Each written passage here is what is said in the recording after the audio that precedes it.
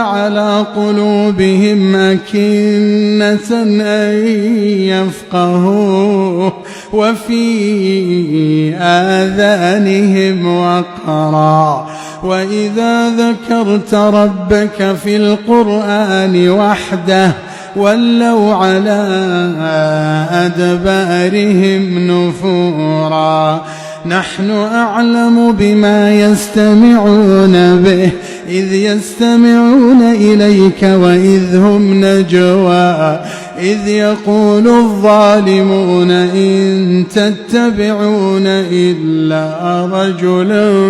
مسحورا انظر كيف ضربوا لك الأمثال فضلوا فلا يستطيعون سبيلا وقالوا أئذا كنا عظاما ورفاتا أئنا لمبعوثون